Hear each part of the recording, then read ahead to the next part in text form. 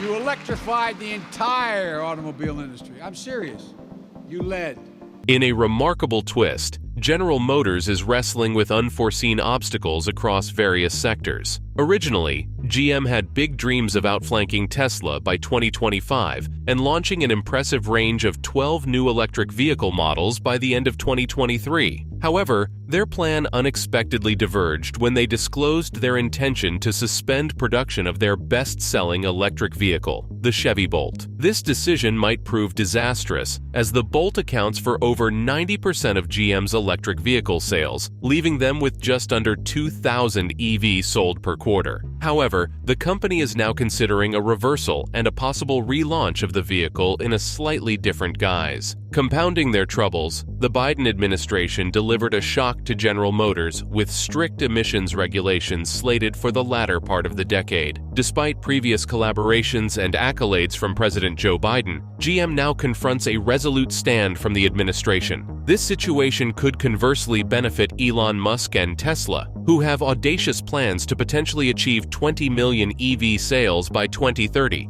contributing to the overall movement towards sustainable technology. As GM tussles with the implications of these developments and the new standards, their rivals like Tesla may discover new prospects, both financially and in propelling their own EV aspirations. The reaction from Mary Barra's General Motors to the Biden administration's measures indicates the potential severity of the situation and its effects on the company's future. And before we proceed, quit using Yahoo Finance, quit using Google Finance, and check out our website, themarketisopen.com, where we have real-time stock quotes and a brand new compilation of quarterly financial data spanning back up to 15 years on over 9,000 stocks, and it's all available for free. The rapport between the Joe Biden administration and General Motors has been characterized by close connections and substantial investments. Initially, President Biden even wrongly lauded GM CEO Mary Barra for her leadership in electrification and advancing the electric vehicle industry, an acknowledgement that should rightfully be credited to Elon Musk and Tesla for their trailblazing efforts. GM, in response, made significant commitments.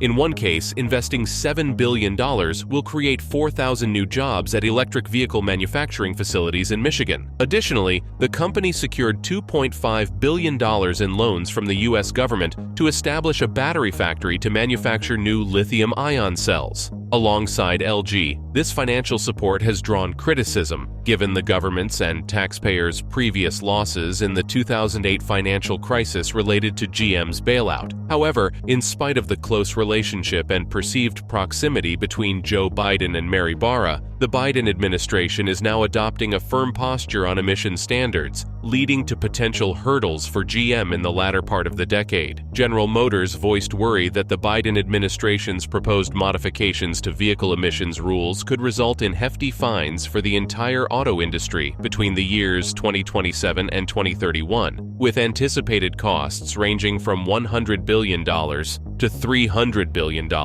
according to the legacy carmaker. These penalties would be based on the potential revision of the petroleum equivalent fuel economy rating for its vehicles if the proposal is enacted. Nevertheless, the National Highway Traffic Safety Administration, or NHTSA, dismissed GM's multi-hundred billion dollar estimate, labeling it pure conjecture and inaccurate. The Biden administration defended its plan, asserting that the preferred corporate average fuel economy, or CAFE proposal, could lead to significant consumer fuel savings and a decrease in oil usage, surpassing the rule's costs by more than $18 billion. According to the NHTSA proposed updated CAFE standards, they're projecting that this would necessitate an industry-wide average for passenger vehicles and light trucks of about 58 miles per gallon in model year 2032. It's understandable why General Motors would resist this. Currently, GM's whole vehicle range, except for a few electric vehicles that the company produces, has a fuel economy of around 20 to 33 miles per gallon at best. Being able to upgrade its entire fleet to 58 miles per gallon, as the new standards propose, is virtually unachievable for the company, considering they sell approximately 7 million cars annually and in the previous quarter delivered only 15,000 EVs. But General Motors might be facing penalties for a quite rational decision they made. Mary Barra has previously asserted that General Motors had no desire to invest in hybrid vehicles, which is technically a sound decision. She argued that their customers didn't want a vehicle housing two distinct types of propulsion systems.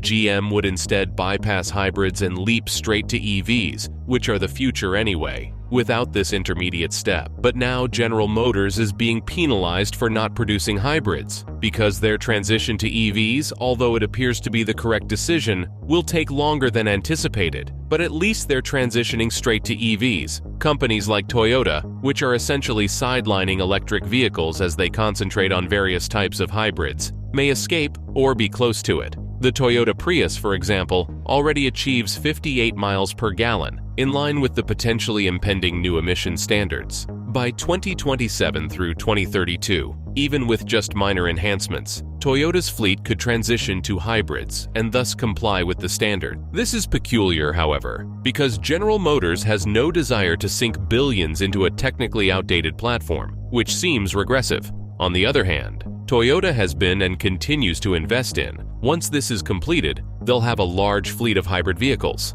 However, this strategy will cause them to miss the boat on the next transition, which is already underway, the shift to EVs, thus setting them back for the long-term prospects of the company. GM is surprisingly actually trying to do the right thing by endeavoring to stay current and relevant with the next technology shift, but is facing repercussions for doing so. That said, General Motors does appear to be making some excessive claims, asserting that this will cost the industry $100 billion to $300 billion collectively, or $1,300 to $4,300 per vehicle, between the years 2027 and 2031. First of all, they're making it sound like it's a big deal for everyone by trying to factor in the entire automotive industry and making the figures seem incredibly large. The Biden administration has categorically stated that GM is wrong, and they might indeed be. If we divide $100 billion by $1,300 per car, as GM claims will be the cost of adjusting the standards, that's roughly 75 million cars that will be affected, and that's over a 5-year time frame from 2027 to 2031, as GM asserts. However, that would imply dividing 75 million cars over 5 years. That's 15 million cars annually that would be hit with this additional cost. Now, this seems like it would only be a United States issue,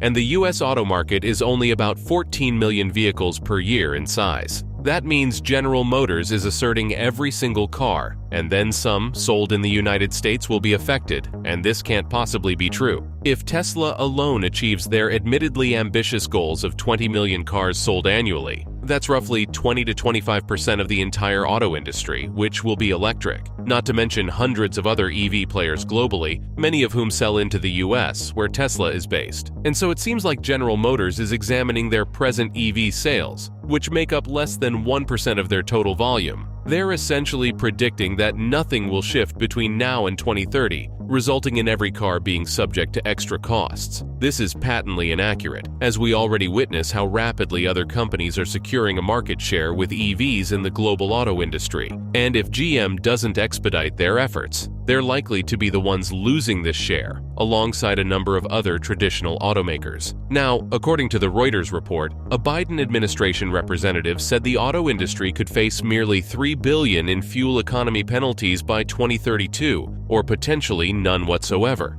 Moreover, the proposed fuel cost savings for consumers could reach a staggering $50 billion with an 88 billion gallons of oil reduction by 2050. In total, the rule change is projected to yield a net benefit of $18 billion. While exact figures may be prone to inaccuracies on either side, this situation casts a shadow on GM and raises questions about their sincerity in the transition to electric vehicles, particularly considering the escalating adverse weather impacts and record-breaking heat, with the previous month of July being the hottest month ever documented. The Biden administration is advocating for a reduction in greenhouse gases, and GM's opposition seems contrary to the country's best interests at present. For starters, General Motors' electric vehicle strategy appears to be undecided, with the company repeatedly changing its decisions. Back in April, GM announced it would cease production of its Chevy Bolt platform completely, with Barra clearly stating that it's time to plan the termination of the Chevy Bolt EV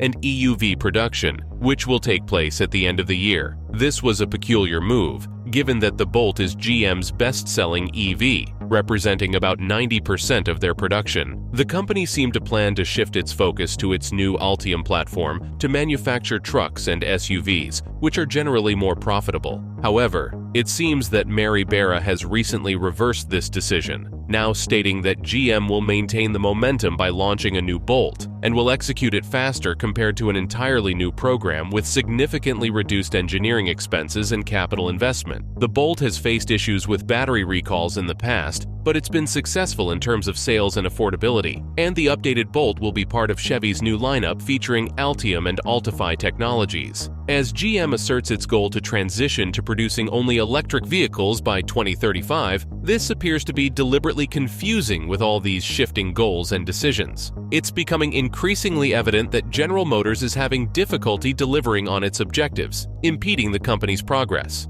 As a result, the company is resisting Biden's stricter regulations, revealing their obvious struggle to reach the goals. But GM's difficulties with meeting emission standards could inadvertently play into Tesla's hands. Tesla has been accumulating emissions credits by helping other companies lower their average emissions by pooling its fleet, generating billions in revenue in the process. Despite constant analyst predictions of these credits promptly vanishing from Tesla's books, it appears that companies like General Motors, and possibly bringing many others into the spotlight, will still require these credits to abide by regulations, especially more stringent ones. As a consequence, Tesla might continue profiting from emissions credit sales for many more years, potentially into the next decade. Tesla takes this essentially free capital and reinvests it swiftly back into their own business. This dynamic places Tesla as an increasingly essential player in the shift to sustainable transportation, while GM and other competitors struggle to keep pace with the evolving EV landscape. So do you believe the close relationship between the Biden administration and General Motors